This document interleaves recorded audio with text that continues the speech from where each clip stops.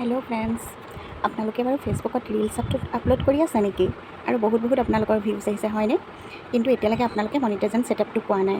যদি মনিটাইজেশ্যন ছেটআপটো আপোনালোকে পাব বিচাৰে তেনেহ'লে মই আপোনাৰ এই ভিডিঅ'টোত দেখুওৱা আপোনালোকে কামকেইটা কৰি চাব আৰু এই ভিডিঅ'টো শেষলৈকে চাব।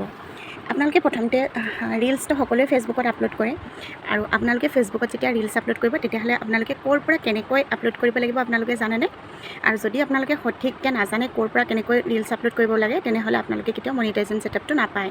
মনিটাইজেশ্যনত আপোনালোকৰ 5টা টুলছ থাকে। প্ৰথম টুলছটো হৈছে ষ্টাৰ, তাৰ পাছৰ টুলছটো হৈছে ছাবস্ক্ৰিপশ্যন, তাৰ পাছৰটো হৈছে ইনষ্ট্ৰিমেট আৰু বোনাছ আছে আৰু এডছ অন ৰিলছ বুলি আছিলে নেকি, কিবা এটা তেনেকুৱাই আছিলে। এডছ অন ৰিলছে আছিলে। আপোনাৰ এডছ অন ৰিলছৰ যিটো ছেটআপ হয় সেই ছেটআপটো আপোনালোকে পাবলৈ কাৰণে আপোনালোকে বেছিকৈ ৰিলছ আপলোড কৰিব লাগিব। আৰু বেছিকৈ ৰিলছ আপোনালোকে ক'ৰ পৰা আপোনালোকে আপলোড কৰিব জানেনে?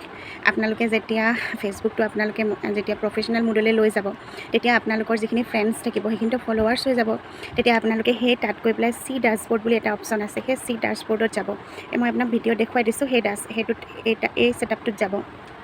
এই আপোনাৰ ইয়াত যাব, মানে চি ডাছবৰ্ডত যাব।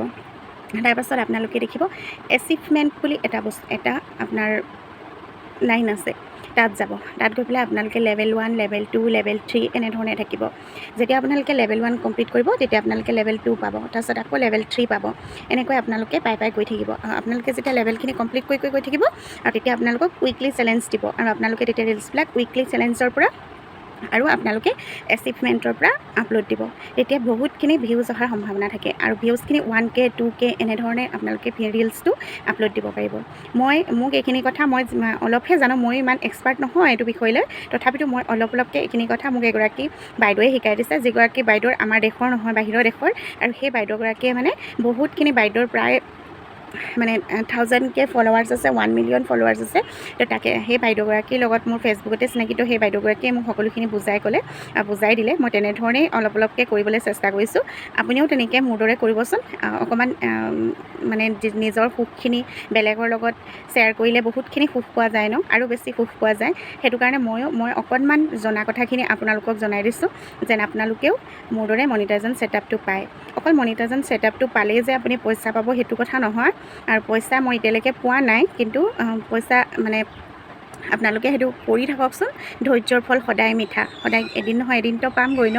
মোৰ লগতে আপোনালোকেও পাবগৈ ন। মোৰ 5000 ফলোৱাৰ্ছ হোৱা নাই এতিয়াও, লাহে কৰিছোঁহে। আপোনালোকেও মোৰ দৰে কৰিবচোন। ঠিক আছে, থেংক ইউ। মই সেইটো কাৰণে আপোনালোকক এইখিনি কথা জনাবৰ কাৰণে আপোনালোকক ভিডিঅ'টো কৰিলোঁ। থেংক ইউ, বাই।